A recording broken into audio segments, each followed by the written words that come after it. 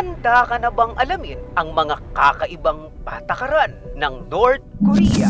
Kung ito'y ipatutupad rin sa ating bansa, ay susunod ka ba kaya? Number 9. Pagbibigay ng parusa sa buong pamilya ng kriminal.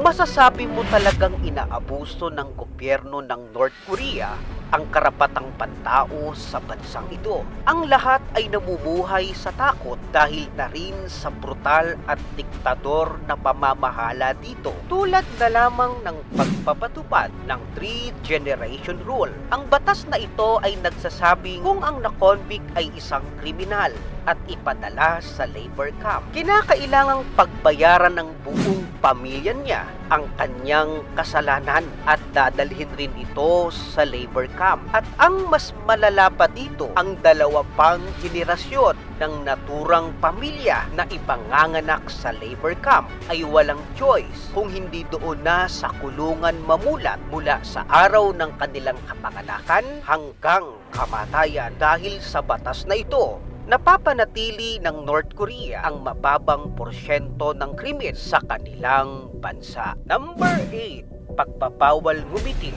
sa selebrasyon ng death anniversary ni Kim Il-sung. Si Kim Il-sung ay hindi lamang lolo ni Kim Jong-un. Kinilala rin ito bilang ama ng North Korea. Namatay ito ng taong 1994. Idiniklara din ang araw na ito bilang National Mourning Day ng buong North Korea. Sa araw na ito ay inaasahan na magluluksa ang lahat ng Koreano at dapat replikado sa kanilang mga mukha ang kalungkutan. Sa katunayan, hindi sila pinahihintulutang umiti sa araw na ito at bawal rin silang magingay o magsalita ng malakas kung sino man ang hindi makikitaan ng pagluluksa sa araw na ito. Bilang kaparusahan, ipinagbabawal rin ang pagmuya ng chewing gum malapit sa estatyo ng leader o magsalita ng malakas at magpakita ng mga di kaaya-ayang kilos.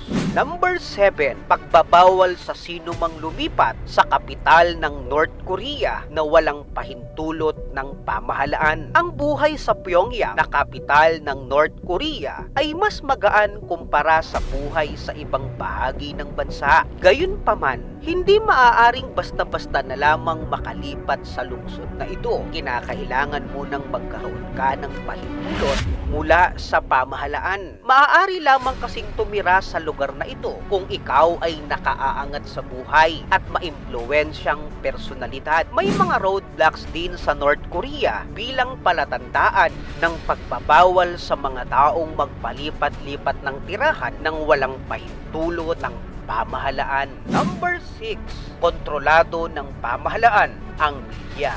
Walang pagkakataon ang international television na umere sa North Korea sapagkat kontrolado ng pamahalaan ng media dito. Meron lamang 4 na official TV channels. Ang Korean Central Television ang nangungunang media sa bansa na siyang pinagmumula ng mga state news at anumang mensaheng magmumula sa gobyerno. Number 5. Natatanging mga aprobadong haircuts. Ang mga mamamayan sa North Korea ay hindi maaaring makisabay sa mga new hair trends dahil kinakailangan lamang nilang sundan ang natatanging aprobadong haircut sa kanilang bansa. Mula taong 2013, ang North Korea ay naglabas ng restrictions sa kanilang uri ng hairstyle para umano magkaroon ng uniformity sa kanilang bansa. Mayroon lamang 10 approved haircut sa mga lalaki at 18 approved haircut sa mga babae. Ang mga babaeng may asawa rin ay nararapat na panatilihing maikli ang kanilang buhok, habang sa mga dalaga naman ay pinahihintulutang magkaroon ng mas mahabang buhok. At kung nag-iisip kayo tungkol sa hairstyle ni Kim Jong-un, well, ito ay natatangi lamang at hindi maaaring gayahin ng sino man. Number 4. Pagbabawal sa international phone calls. Maging ang international phone calls ay bawal sa North Korea. Tanging domestic calls lamang ang pinahihintulutan dito. At kahit domestic calls ay mahigpit ring kontrolado ng pamahalaan. Sa pamumuno ni Kim Jong-un, Hindi pinahihintulutan ang anumang impormasyon na makalabas-pasok sa bansa. Kaya naman, kung sino mang mahuli na lumabag sa batas na ito ay siguradong haharap sa parusang pitay. Number 3, pagbabawal sa mga mamamayang umalis sa North Korea. Bilang Koreanong nakatira sa bansang ito, kahit labag sa iyong kalooban ng pamamaraan ng pamumuhay dito, ay wala kang choice sapagkat ipinagbabawal rin na umalis sa naturang bansa. Nais ng kanilang pamahalaan na manatiling loyal ang kanilang mga nasasakupan. Sana all loyal. Kung sino mang umalis o tumakas sa bansang ito, siguradong makukulong o bibitahin. Hindi lamang ang tumangkang tumakas, maging ang kaniyang pamilya. Marami na rin ang katakot-takot na kaparusahan ang nangyari sa nakaraan dahil sa mga Koreanong nagtangkang tumakas sa bansang ito.